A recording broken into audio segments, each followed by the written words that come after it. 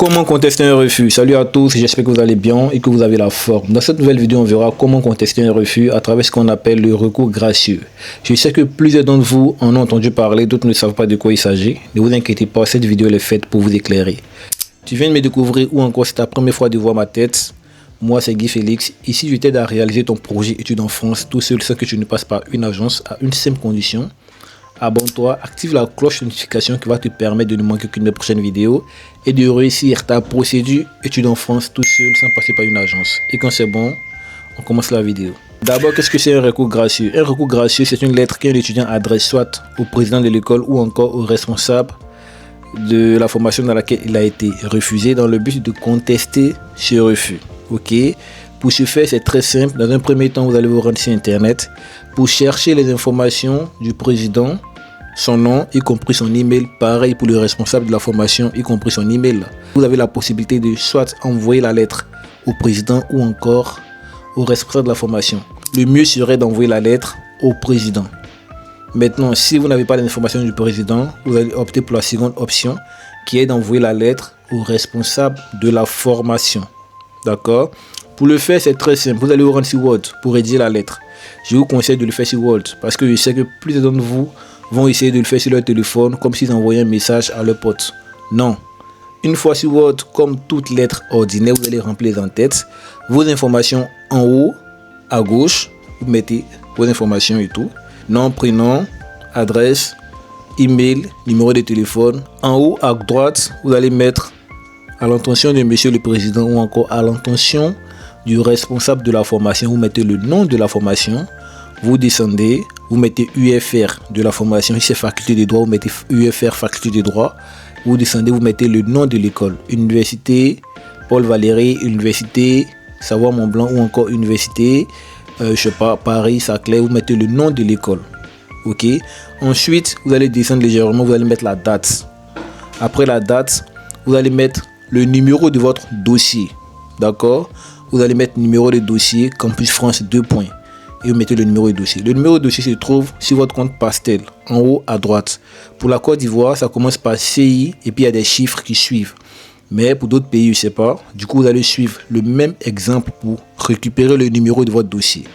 Après avoir écrit le numéro du dossier, vous descendez et vous allez commencer par l'objet. L'objet, vous allez le mettre en gras. En objet, vous allez mettre recours gracieux contre la décision de refus de ma candidature Campus France. Et là, vous allez descendre maintenant. Monsieur, madame, virgule. Et pour le premier paragraphe, vous allez commencer à rédiger votre lettre. Voici la méthode que moi, je vous suggère. Après, vous pouvez modifier comme bon vous semble. Vous n'êtes pas obligé de faire pareil. Mais c'est juste une piste que je vous donne, sur laquelle vous allez pouvoir vous inspirer pour pouvoir rédiger votre lettre de recours gracieux. Ok? Donc, pour le premier paragraphe, voici ce que vous allez mettre. Je me permets de vous adresser la présente lettre afin de former un recours gracieux contre la décision de refus qui m'a été notifiée le. Vous mettez la date de la décision, c'est-à-dire la date à laquelle vous avez reçu ce refus. Et vous continuez. Concernant mon dossier de candidature Campus France, virgule, portant la référence numéro. Le numéro, c'est le numéro du dossier. Donc, portant la référence, vous mettez le numéro du dossier. Point. Cette candidature visait à intégrer la formation. Vous mettez l'intitulé du diplôme. Oui, c'est licence en droit. Vous mettez licence en droit. Oui, c'est master en communication. Vous mettez master en communication.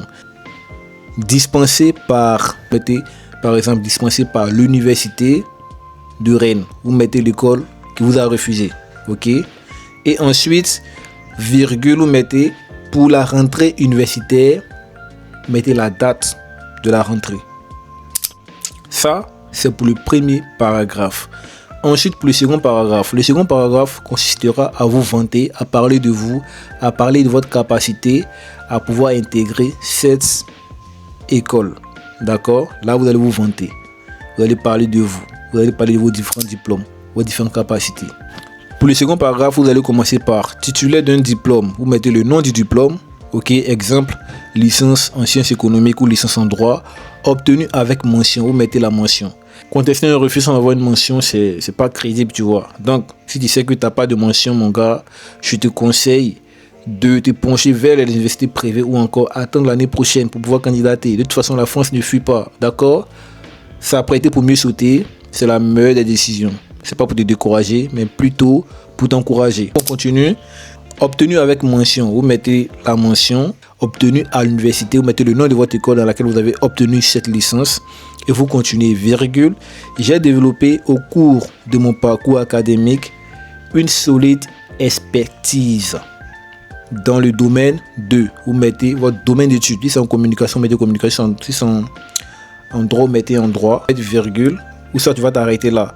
Maintenant, pour ceux qui sont dans des pays où vous êtes obligé de passer un test de français, là vous continuez. Après la virgule, vous pouvez mettre point. Mon dossier témoigne d'un niveau académique satisfaisant, d'une maîtrise de la langue française attestée par, vous mettez le certificat obtenu dans cette langue.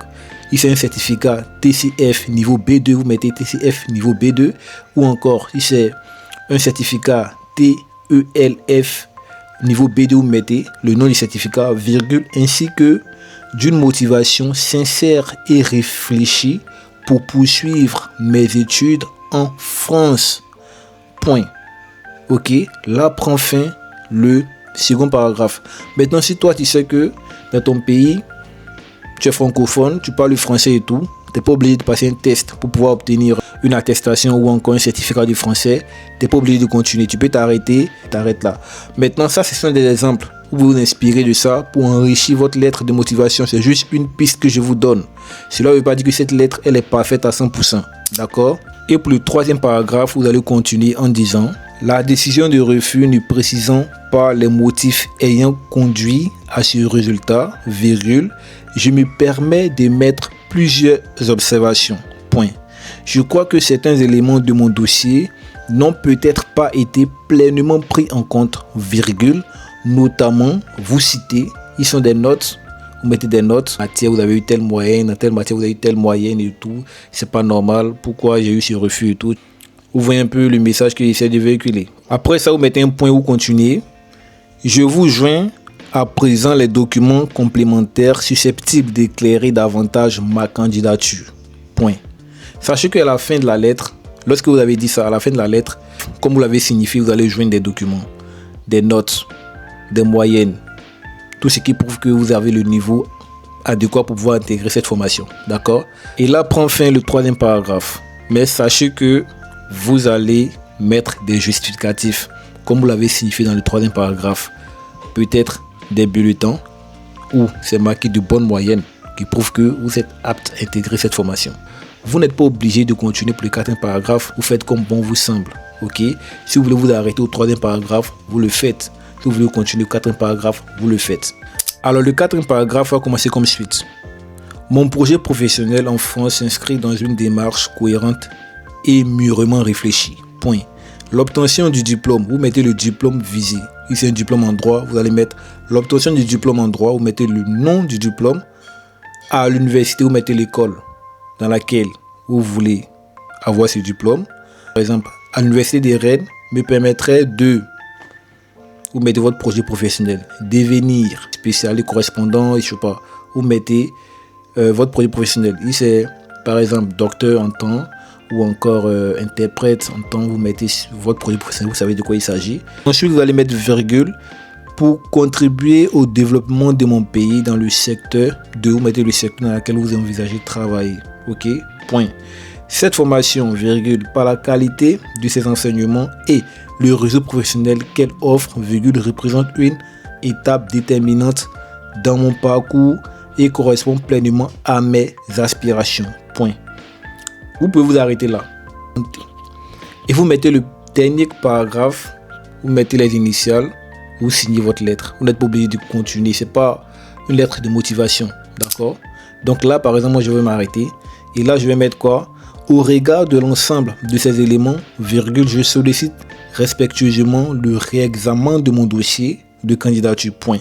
Je reste bien entendu disponible pour tout entretien complémentaire ou tout document additionnel qui vous semblerait utile. Point.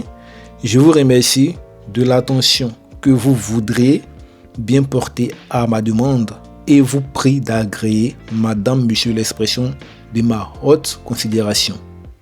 Point, vous descendez, vous mettez votre nom et vous signez la lettre. Ça, c'est un exemple de lettre de recours gracieux. Vous vous inspirez de ça pour pouvoir contester vos refus. Vous n'êtes pas obligé de faire pareil. C'est juste une piste pour vous éclairer. Je ne vous demande pas de rédiger à la lettre tout ce que je vous ai dit ici. Non. Ok? Donc, ça sera tout pour cette vidéo. J'espère que vous a servi, vous a plu. Faites-moi le plaisir de vous exprimer en commentaire pour soutenir la chaîne. Abonnez-vous, likez la vidéo, partagez à des personnes qui sont dans les mêmes situations que vous ou encore qui traversent des moments difficiles vis-à-vis des écoles qui ont que des refus ou qu'ils puissent contester aussi leurs différents refus pour pouvoir sortir de cette situation. Ok? Et quand c'est bon, on se dit à bientôt pour une prochaine vidéo.